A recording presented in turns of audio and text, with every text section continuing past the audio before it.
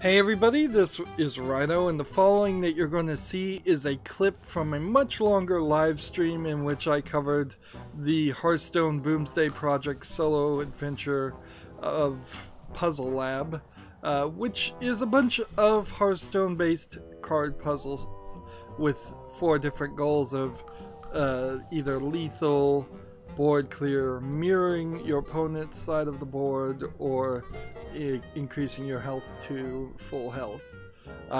With the exception of the last handful of puzzles in the final tiers, I found most of these puzzles super simple, and because of that, I really don't feel like you're going to be very satisfied if you have to look up the solution, or if you do look up the solution without at least giving it a good 20 minutes to an hour.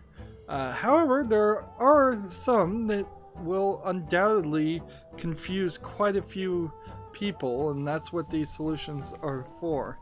Now, because this is a clip, it's just going to clip into the solution. You may not understand what I'm saying. I may get cut off, and that is fine.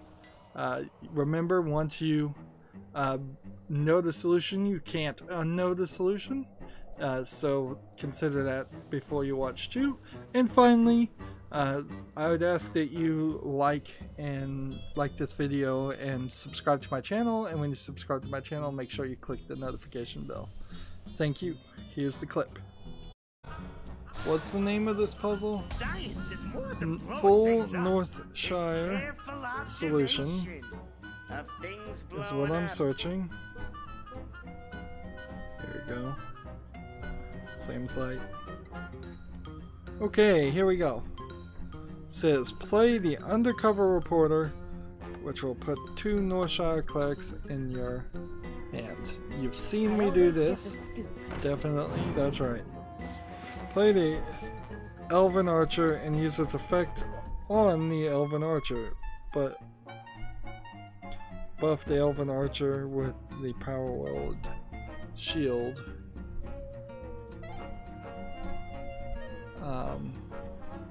What?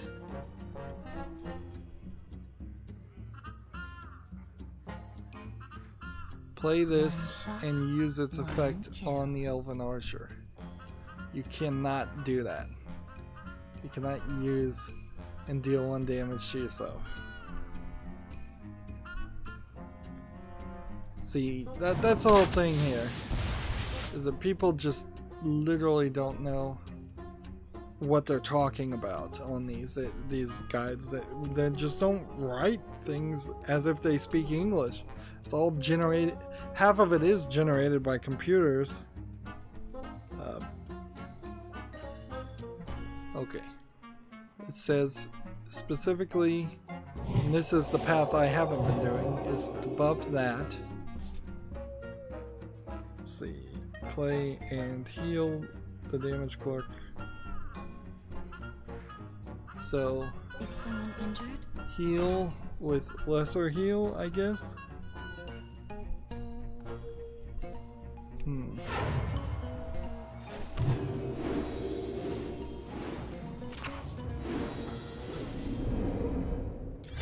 Play this one through. Is someone injured? Use the battery pack to refresh your mana crystals. Do not play Wild Pyromancer first, even though you have 2 mana remaining. Okay. Next, play the swamp. Okay. Now play Wild Pyromancer. Okay. Use Treachery to send this over to the other side. So we've got everything on the other side, and we've got 7 on one side and 1 on the other. Play the Frugal Enchanter to heal this guy.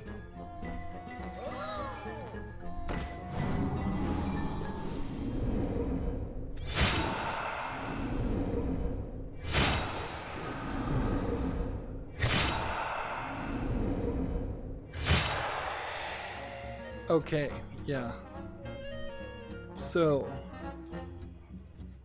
I think I've got this now. I want to pull away from reading the directions and come over here. So, this one, which I didn't use Power World Shield on, which I had been doing, is about to die. So if I use Binding Heal on this, it'll push them to draw. See, they've drawn once for one character and one minion, and now they're about to draw a second series of times, 4 times, for this Binding Heal, which the Binding Heal doesn't really do anything for us, but keeping this alive so this can damage everything again. And now we have 8 minions on the field that are going to get healed. 954 is where you needed to be. 10 fatigue should be a final solution. The first fatigue you get when you play Circle of Healing. And again, I don't feel like I've done anything for this to really be super earned, but I also don't feel like, had you figured out this solution 100% with no help and not looking at the solution, I don't think you'd be very happy with that. I've put way too much time into these puzzles, particularly considering you're only getting a card back for it. Meanwhile, I could have been playing ranked, I could have been playing arena, I could have been grinding for gold. You get 10 gold for every 3 victories in ranked play. For the, I would say it's probably approaching, let's say 30 hours of gameplay extra that I put into this. I could have been doing a lot more playing in Hearthstone. I could have been earning a lot more. So yeah, that's really not what I would want to do. Not at all.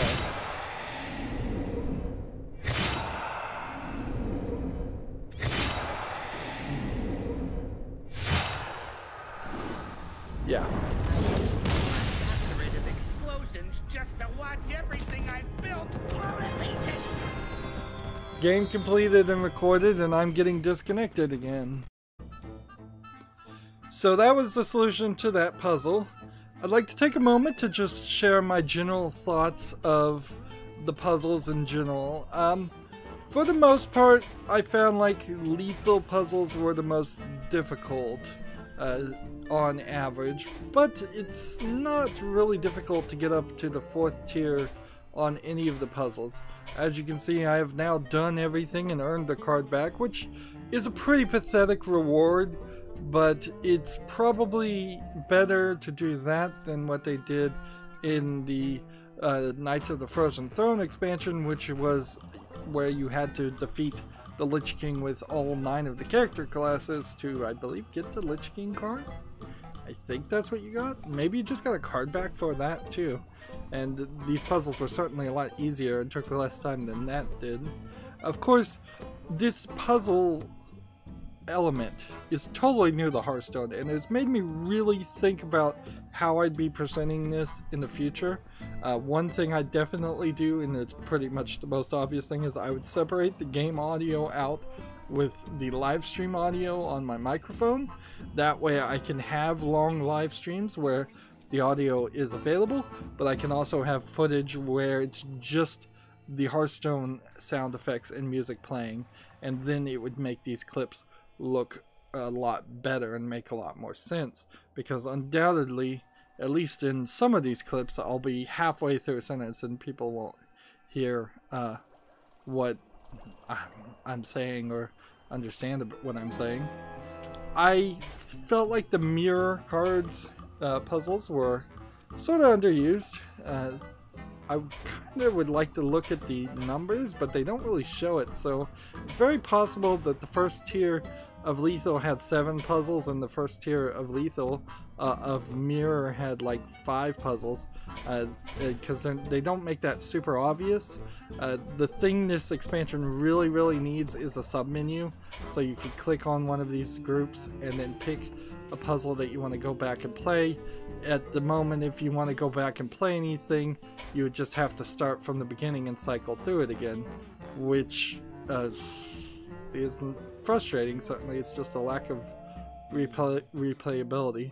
There was a super hard 999 damage full Northshire puzzle for the final Lethal spell, and then there was a rather hard couple of final tier board clear puzzles that in total I spent probably 15 hours on just those 3 puzzles of 35 hours of streaming. And of course, when I was streaming, I was also in the middle of insomnia, so I wasn't really sleeping that well, and I was streaming while I was half asleep, and that's certainly not a great way to make try and do puzzles. But also, it's kind of hard to pre-record that footage when it was brand new. Certainly streaming was the right way to go for my channel. I got lots and lots of subscriptions and views for it.